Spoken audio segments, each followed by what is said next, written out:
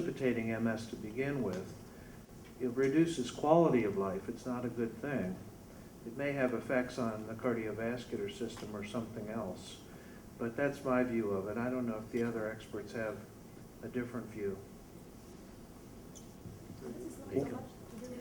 Migration theory. Here we are talking about increased risk in siblings of people who migrated, and the critical period of migration, they said, was late adolescence in the Dina Nightingale study. So basically it's to do with increased risk in the children of these people who migrated early rather than, of course there's an Australian study which says you can increase the risk even in adults, the risk might. Yeah, so I just wanted to say that. So I just wanted to know from you, are there studies which quantify the stress at different periods of time? The person is exposed to stress, need not be stressed right through. So they go through a stress during a period and then they are off it. So we need to consider the quality of stress, the quantity of stress, and probably the continuity or duration of the stress. All these factors come into play when we consider a disease being related to stress. I would like to know from you whether there are any studies of that nature which could throw more light on this. I can't, off the top of my head, answer that question. I don't know if anyone knows of any studies that have life course epidemiology. There are quite a few. I think that the comment is a good comment. It's very difficult to quantify stress and to study all aspects of stress, the kinetics, the consistency of it, the nature of it, et cetera, et cetera. So all of the stress-related studies are characterized by one thing. They're all negative, and they're all criticized as having done it wrong. So I think that it is quite possible there's an effect on stress that we don't really recognize. There's just not a lot of evidence for it. I think that when we use the term stress, we will need to be much more specific in terms of what type of stress. There are different types, there are different quantities, as you pointed out, and our big limitation has been that we don't know how to break the concept of stress into its relevant pieces and how to quantify each of them. And so a negative study might be because we haven't actually ensured that there's a very specific type of stress that we're being able to ask validly and is washed out. There's stress that's good. I mean, all of us, and we've evolved to face stressful aspects of the day-to-day. Later in the day is more stressful than early in the morning, and this is reflected in our neuroendocrine system and so on. How the neuroendocrine system shifts, impacts on the immune response is a very interesting and relevant question, but it's been really exceedingly difficult for us to quantify and to properly apply to population-based studies. So I think that stress, from a physiologic standpoint, is something that is likely to impact the mechanisms that are relevant to the disease, but in ways that may be very subtle, they may be incremental, they may be very different across people. And until we do a better job in defining what we mean by the pieces of stress, we're going to continue to struggle. The other, I think, slight complication in this whole area is that most of the study will be done retrospectively, asking people about what happened when they had that episode of illness. And there's a huge recall bias, which is common for studies of this nature. So it has to be, therefore, prospective, cohort-based, if it's got to be helpful. The other problem, of course, is that the only kind of stress that gets really documented in even a prospective cohort-based study will be presenting with a psychiatric disorder or an emotional illness to hospital, which gets documented, recorded, and treated. So even if you are followed in a registry or you're being followed up long term, it has to be fairly significant manifestation in order to get documented, and perceived stress will not get documented. Just one more comment about the precipitating factors. It's very common in my experience for the patient to want an explanation as to why this happened. I think it's human nature. We all do this. And so I have heard every variation of the cause in various patients. But in the United States, in my practice, the most common one that causes MS is a visit from the mother-in-law. I hear this over and over again. You know, I was fine until my mother-in-law visited. And then I got optic neuritis. But the cause varies from patient to patient. But everyone is looking for a reason. And I usually tell people, if I knew, I'd be much more famous than I am. Is the mother-in-law risk factor equal for men and women? It seems to be. It seems to be a problem in the US. Restricted to the US. So moving on, where in the world is MS more common? And I got this off the website of one of the research societies and associations, but essentially what you see in red and what you see in deep blue are the higher prevalence areas, and of course other areas that you see here, it's seen in lighter green and darker green. But also it seems to be that the more distant you are from the equator, the higher the reported prevalence of MS is. And I'm going to come back to this in the end because there are some meta-analysis done recently which kind of disagree with this whole concept. But this is an old concept that's been around for a long time. Interestingly, even within countries, this is France, the more northern you are, the more likely you are to develop MS. So the differences between northern and southern France that have been reported, and it's got to do with ultraviolet light density, which, as you can see here, varies across different latitudes in the same country. There are studies in the UK, for example, which have looked at Cambridgeshire and southern England, deep south, and found there's a 4-degree latitude difference, and there are reports of higher prevalences the further north you go. And of course, we know that when you go up to Scotland or the Orkney Islands, the prevalence seems to go up. So even within countries, there appears to be a reported increases in prevalence the farther north you are. So it does seem to vary in different parts of the world when one looks at it from the very broad perspective. When does MS have greatest impact?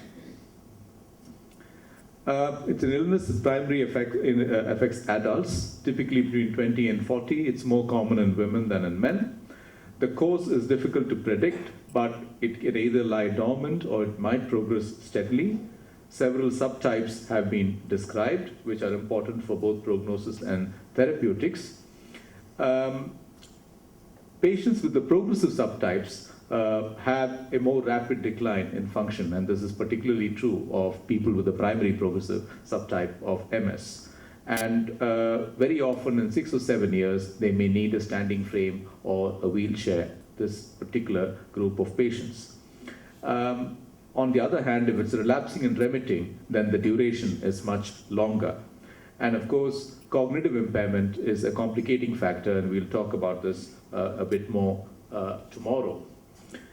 Time of onset seems to have a role to play. If you have a later onset, after 50, you seem to do worse than if you have an earlier onset. And those diagnosed before the age of 35 appear to have a better prognosis. This might also have to do with the delay in diagnosis, and I think that that is something that one has to keep in mind when interpreting data from these studies. It appears that women do better than men, but on the other hand, patient-reported outcome data seems to indicate otherwise, that women have more complaints than men with regard to the complications of MS. This reviewer felt that stressful life events appear to have a strong impact on clinical relapses in women with MS. So obviously this is reported data. I just wanted to comment on what Professor Rudig was saying, that there are times when people appear to have more stress and less MS symptoms, and more MS symptoms and less stress. And this, of course, this inversion of disease severity with emotional factors is reported in not just not this observation alone. It's reported in epilepsy, it's reported in Parkinson's disease, it's reported in a number of neurological conditions. That's an inverse relationship between the behavioral manifestations and the clinical syndrome. And I'm just wondering whether that's more a general neurological experience as opposed to being very specific for MS. I'll leave open the floor for discussion on impact and on some of these very specific clinical statements that have been made. I presume some of you might want to disagree with them or give other inputs. I've never been sure about this concept that the later the age of onset, the worse the prognosis. Because I'm not sure whether this is an artifact. It appears to me that the patients with MS are able to compensate for a period of time until the amount of damage to the tissue exceeds some threshold, and then they get gradually worse. Now, if the onset is at age 20, that period during which they can compensate may extend for 30 years, leading to the illusion that it's a mild case. But at age 50, that person who has 30 years of disease may begin to deteriorate. On the other hand, if the optic neuritis occurred at age 45, and at age 50 their compensatory mechanisms are exhausted, the person deteriorates, it's a 5-year period to deterioration, and it looks like a more severe disease. I've always wondered whether this concept that earlier onset is more benign is just an artifact. I just don't know, but that's occurred to me.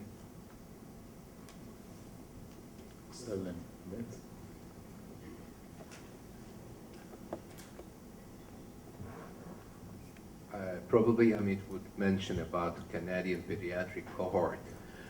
They had an earlier onset, but they have reached a similar disability to the adult population 10 years earlier.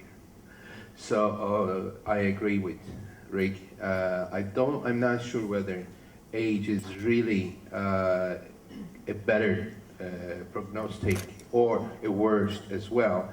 And I think there's a recent paper that was just published showing that people who have an older onset of MS not necessarily would do worse. I will try to mention briefly in my talk tomorrow. I think there's a certain preclinical period that exists in all people with MS. In some, there's a shorter, and in some, it's much longer and maybe more benign. I have a MS patient in my asymptomatic MS, or radiologically isolated syndrome, who developed his first attack at age 72. Now he's 78. He didn't have any further attack. He is still with his CCAL of EDSS2. Though he has 2 daughters, one has rheumatoid arthritis, the other one was actually a patient of mine with MS.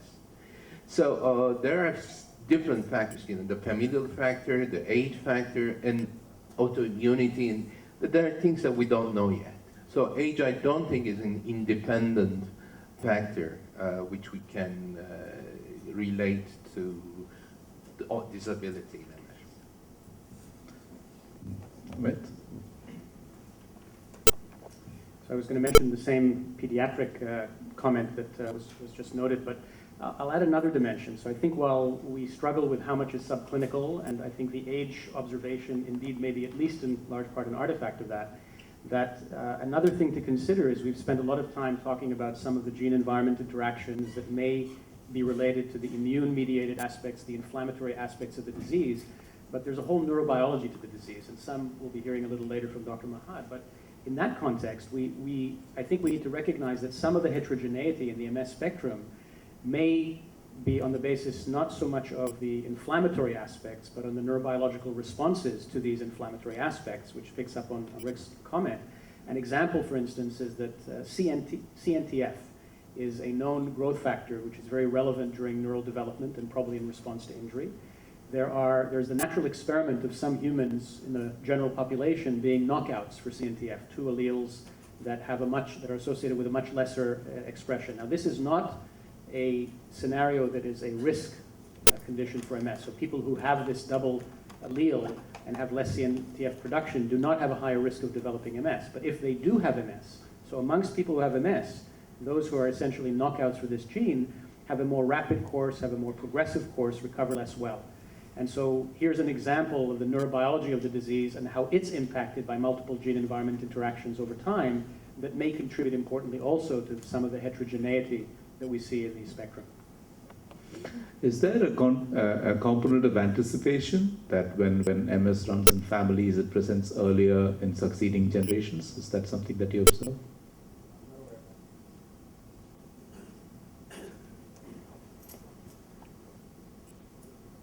I don't know whether that's considered as a stress-related. Actually, you get a remission of MS during pregnancy. But yet, I wonder whether pregnancy per se is a stress-related event. Can somebody give a feedback on that? And the other thing I wanted to share is, has anybody looked on the northern hemisphere at the altitude at which sun exposure has been propagated? All the papers on altitude, but Professor Rudy, would you like to answer the question on pregnancy? Yeah, I think that it's been a common observation of those of us who see large numbers of patients that they do better in pregnancy. And there's a big literature on this that documents a declining relapse rate with each trimester. So that, and women say they feel so much better during pregnancy. Many say it's as if the MS is gone. We stop the disease-modifying drugs during pregnancy because pregnancy is better than the disease-modifying drugs. Why is this? I'm not certain. I mean, our hypothesis has been that there is some natural immune suppression during pregnancy to prevent rejecting the fetus, which is an allograft. And that's the hypothesis. This has led to a lot of proposed factors that might be mediating this, alpha-fetoprotein, the progesterones, etc. How this relates to stress, I'm not entirely sure. But this is a common observation in practice. There's a lot of literature, and I think you see this in other autoimmune diseases as well. Yeah, in Japan, we are very careful about pregnancy of NMO patients. Okay. Though the patients with MS get better during pregnancy, but NMO pregnancy sometimes causes very serious problems. So it's also additional point that MS and NMO are so different. And maybe not simply stress-induced provocation disease, but immune balance is very much influenced by the during pregnancy, and MS and NMO are mediated by different component of immune cells. This is my interpretation. So it's better to be careful about pregnancy. Yeah. Sorry, may I ask? Are you saying? The age, sorry? Are you Dr. saying Lika? then that there is a differential response? Patients who have NMO and are pregnant are different from in terms of their immune, in terms of control of disease in pregnancy in NMO versus MS. Is there a difference? Okay. Yeah. During the pregnancy with MS, we don't have to pay attention. So the patients just happy, but some NM patients sometimes develop relapses during pregnancy. That's our experience. That age 50 years was a little intriguing to me because expectation of life is much more now. It's not just 50. After 50, people are expected to be more negative in their approaches towards things. So it's a matter of attitudes. So I'm not sure if, because when a person is 35 and multiple sclerosis diagnosed, there's a factor called TINA factor. There's no alternative to getting better. So he has to change his attitude and become better. After 50, I do not know whether a negative attitude towards life increases. Oh, I'm becoming old, I'm old. But I'm not sure if it is the same thing now with more people being octogenarians like me than more nonagenarians in the world. So I'm not sure if that 50, I don't know. I think the 50 is perhaps a cutoff that has been applied in looking at the data in MS. But I agree with you that 50 is by no means old. One has to be much older to call oneself old. So shall I move on? I just wanted to make one additional comment before we leave the genetic basis. I think most of the focus has been on susceptibility to developing MS. And I think that's an important issue, but I think what's probably more important is the genetic basis for disease heterogeneity, or the genetic environmental basis for disease heterogeneity. I think Amit mentioned this with the CNTF example. Why does one person with MS develop what I would call nuisance symptoms, but never develops disability, never develops brain atrophy, never develops any real consequence of the disease, and their identical twin is in a nursing home 5 years after onset? Why is that? They have the same genes. There must be something that's driving the heterogeneity, which I think is the most striking aspect of multiple sclerosis.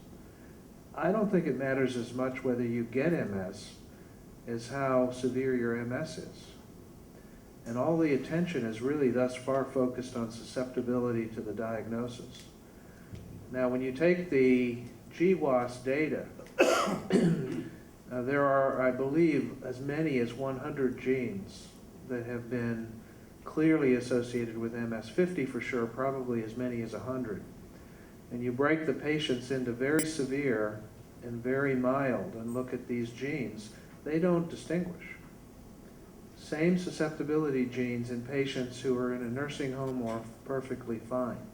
So the point I would like to emphasize is that I think that we have a lot to learn about the behavior of MS, which is going to have some genetic basis, but probably more importantly, some epigenetic basis.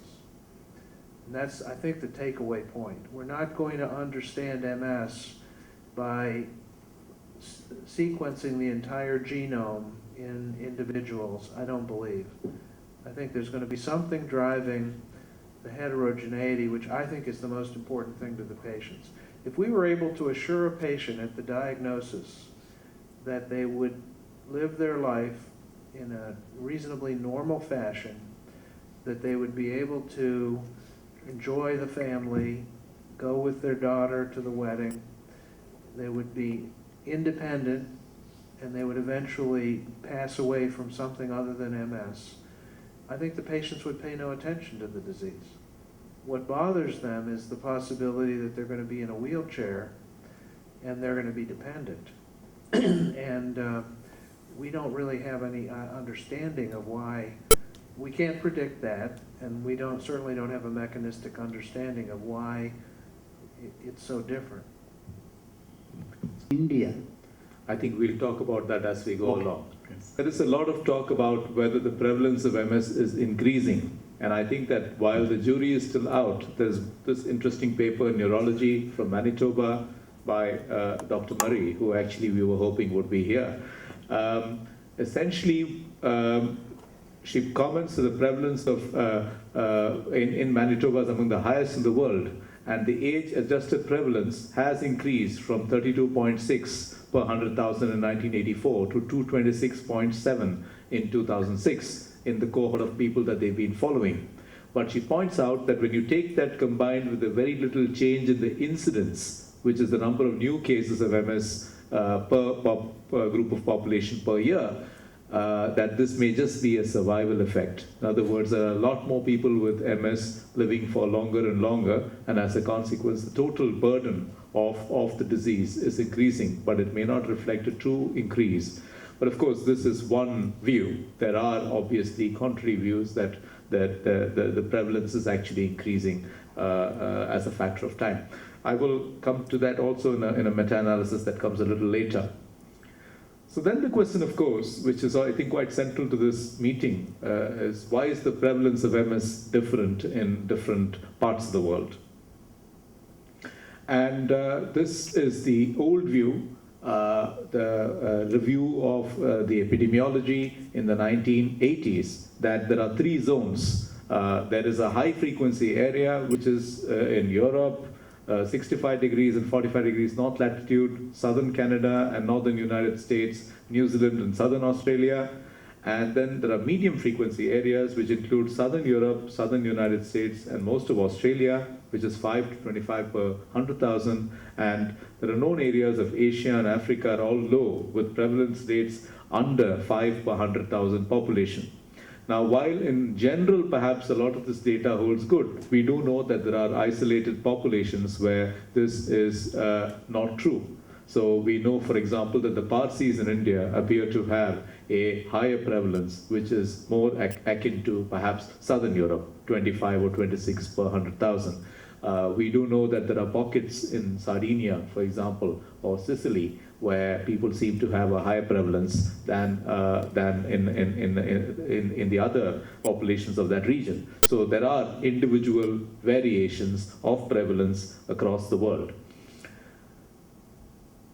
It's also commented by the reviewer that all the high and medium risk areas are among predominantly white populations. And in America, blacks and Orientals have much lower rates of MS than whites, but still demonstrate the geographic gradients found for whites. And I think that that is a philosophy that has permeated MS literature for a long time. More recently, I think in New Zealand and Australia, there is a comment that the same is true of the Maori population, that they do have a geographic gradient. And I will show some other interesting data from Latin America as well. Migration studies indicate that on the whole, migrants retain much of the risk of their birthplace. However, this risk is not clearly defined at birth. And MS death rates for migrants born in one risk area and dying in another are intermediate between the rates characteristic at their birthplaces. In other words, if you're born in a low risk area and you live and die in a high risk area, your risk of MS is intermediate. It's not as low as everybody else where you were born. It's not as high as the people in the place that you live. And there seems to be also, and it is a long-held view, it's when you migrate seems to have a very important role to play in your risk of developing the disease. So he concludes by saying that MS is an acquired, exogenous environmental disease whose acquisition in ordinary circumstances takes place years before the clinical onset, and the data fit best the simple or prevalence hypothesis that the cause will be found where the disease is common. And of course, I think there are varying views today about this, but some of these conclusions remain firmly held in the MS community. Here's a paper on latitude. It's a meta-analysis of latitude and association with the prevalence of multiple sclerosis, and the authors found a significant positive association, a change in prevalence per degree of latitude between age standardized prevalence and latitude that diminished in high latitudes. The adjustment for prevalence here strengthened the association with latitudes, and there was in the Italian region that was mentioned, where there's a high prevalence despite being closer to the equator. It was reversed, that the finding of high prevalence was reversed once there was an adjustment for the MS-associated HLA-DRB1 allele distributions. So in other words, it's not perhaps just latitude, there are perhaps genetic influences that play a role in identifying higher prevalences. So the authors conclude that there's a role for environmental factors, and ultraviolet radiation and vitamin D perhaps are important. This is a comment on multiple sclerosis in Southeast Asia, and that the prevalence is 2 to 3 per 100,000, and as much as 40% of patients have the optic spinal phenotype, although patients in the region seldom progress to the secondary progressive phase. The disability was more severe due to severe spinal cord involvement. And there is a great degree of overlap in clinical, radiological, and laboratory features between the classical and the optic spinal phenotypes, including long spinal cord involvement, few brain lesions, lower proportion of positive cerebrospinal fluid, oligoclonal bands, and anti-aquaporin 4 antibody. This is from Southeast Asia, a comment. This interesting study published in Multiple Sclerosis in 2011 is about a gradient of latitudinal prevalence in South America. They compared data across 6 South American regions and found that in these 6 regions there was a gradient effect between latitude and the prevalence of multiple sclerosis. An interesting paper, which I thought I would just throw up because it talks about helminthic infection, immunity, and whether a reduction in helminthic infections and exposure to helminthic infections due to better sanitation is the reason why people in developed countries have a higher susceptibility for multiple sclerosis. And we were talking about various influences this morning, cellular influences, and they have their own hypothesis. I thought you might all want to read this paper because it's quite curious.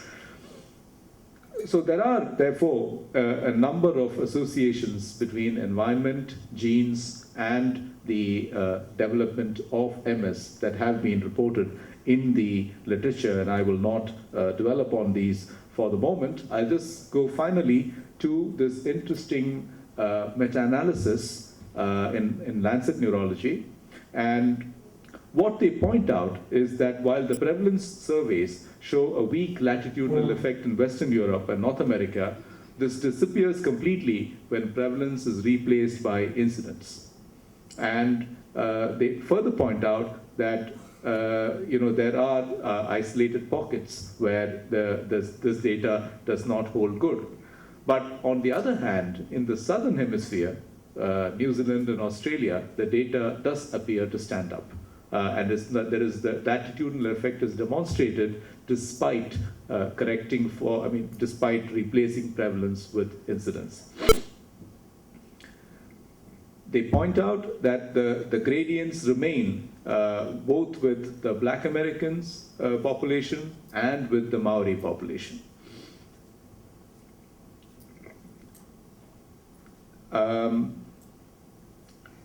So the conclusions are that the interface between population genetics and environmental factors is probably important. Cultural habits, for example, voluntary exposure to sunlight in certain groups may have relevance because they point out that there are parts of Southern Europe where people reach out for the sun, even on the rare day that it's available as a cultural habit. And that might have an influence in terms of vitamin D, ultraviolet exposure, and the risk of developing MS. They talk about time effect, that a number of studies of MS have been small, and when you repeatedly survey same areas, you pick up more and more cases. And that may be having an influence on the population data that we are seeing. They also talk about the survival effect, which has been commented upon by Murray. And the exponential increase in women, as reported by the Danish registry, they point out is something that has not really been understood and needs to be better understood, that the prevalence in women seems to be going up. I'm going to open it out now for more discussion and some final points.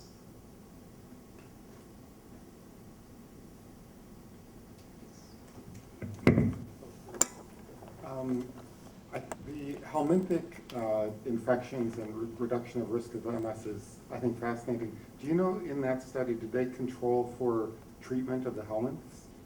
This is more a hypothetical paper. It's not an original research article. It's a review of the literature and a hypothesis that if you look at the global data, then this may have a role to play. With regards to what Dr. Ramanujam was asking about the situation in India, any comments from you?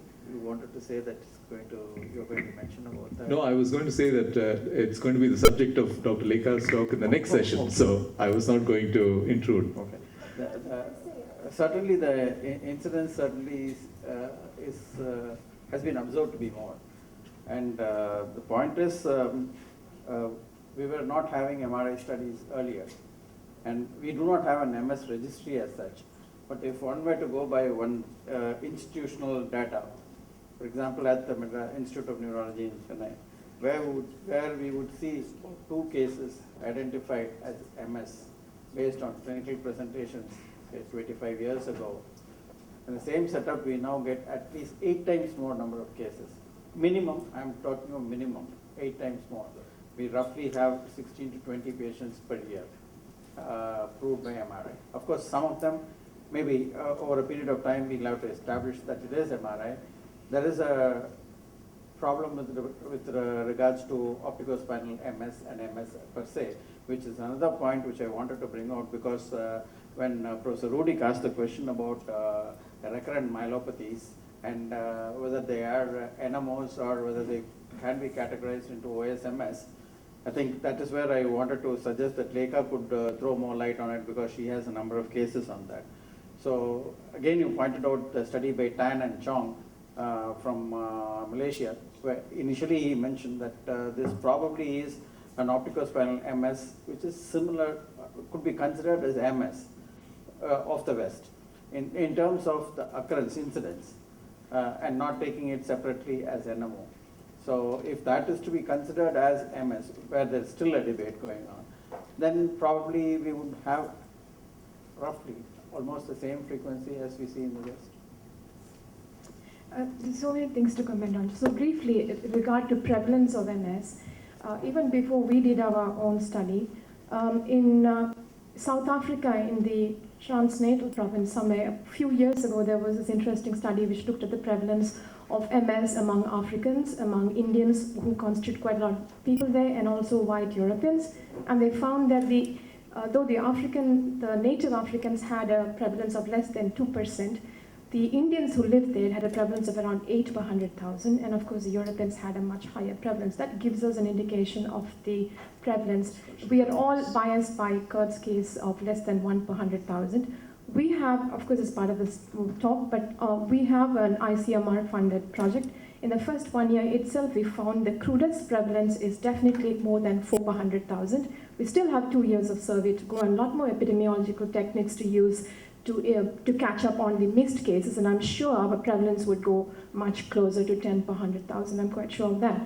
And regarding Southeast Asia and South Asia, I think we really must make a big differentiation. We never seem to use MRI as a tool to talk about optic spinal MS. We have to differentiate MS where there is high prevalence of optic neuritis and myelitis, who have short segment lesions in the spinal cord, vis-a-vis those cases which have long segment involvement and phenotypically present with optic neuritis and myelitis. So this differentiation has to be really made, and people who have done these studies, there is one with Dr. Singhal, and the lady's name I forget, but it was mentioned in neurology in the 1990s, in which they have found when they compared optic spinal MS without long cord lesions, with long cord lesions, in the milieu of MS, they found they constitute just less than 10% of the total cases of demyelination. And even we have seen that around 40% of our MS patients do present with recurrent optic neuritis and short segment myelitis. And still the number of patients who classically fit into Wingerchuk's criteria, at least on clinical basis, is still around 10 to 15%. So I would not exaggerate on it saying that it's 30 or 40%. It's absolutely not sustained by the data that we have or the data that Dr. Singhal has, because he shares a lot of his clinical cases with us. And he has probably the largest database on MS in India. So that. And just a quick comment on Parsis. Parsis, come from southern Iran, where there's a huge explosion of MS, if you might call that. And the prevalence probably reflects the high prevalence that's seen in southern Iran. Thank you. Incidents. I was wondering if Takashi might comment in terms of the what has been discussed as an increasing prevalence of Occidental MS in Japan. Okay. Okay, thank you very much for giving me a chance. Yeah, actually, I graduated medical university in 1980, and at the time we had only 1,000 MS patients in Japan. And my professor told me that you should not touch on this small disease. But now we have 14,000 MS patients. Okay, increase is continuous, and still we have more patients. Every year we have new patients of MS, about 700 or 800. So, and okay, and our government has a very nice registry, and all such patients are paid by government for treatment.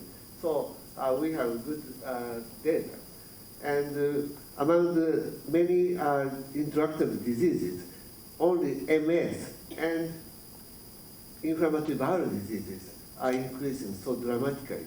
In comparison, rheumatoid arthritis, SLE, not so much increase. Okay, and now I am very much interested in the change of gut flora. Okay, so obviously inflammatory bowel disease is affected by the gut flora problem, but MS may be also same for this disease. And in my clinic, okay, 200 patients are regularly coming, but 30 of them used to live in abroad, okay? And most of the patients live in USA, Canada, Germany, and France. No one used to live in China or Vietnam or something. So it seems to me that the patients got MS in the MS high-risk countries. Okay, so I'm curious about how is the situation in India and other Asian countries. Would you like to comment on whether travel seems to have a role to play in Indian populations? I don't think I have enough data to say that travel, but there are a lot of things. I mean, there are anecdotal data of patients being diagnosed when they are living outside. Most of our patients go to work, Indians go to work in the Middle East, and very often their first attack seems to happen when they leave there. But then that's not a country which has got such a high prevalence of MS, except for certain places like Jordan and others. So I'm not in a position to really comment on that. I think we're running out of time. Figures from Turkey. There are 3 epidemiological studies, and it seems that the prevalence would be 50 per 100,000 for Turkey, which is relatively high. But it was mentioned in Iran, we know that even higher rates have been reported. Not evidence-based, but by experience-based, I have compared, well, one of the epidemiological studies is from our group, and I have seen by experience most of the Jewish population, I mean, MS people among the Turkish Jewish population, which is only 20,000. But it seems that it doubles the non-Jewish population of Turkey. So there might be some ethnic differences. And it's interestingly, it's Sephardic Jews, not Ashkenazi Jews, the ones living in Turkey. One other thing is MS increasing? And this is again experience-based. If you ask to our colleagues in Olmsted County, they don't think it's increasing.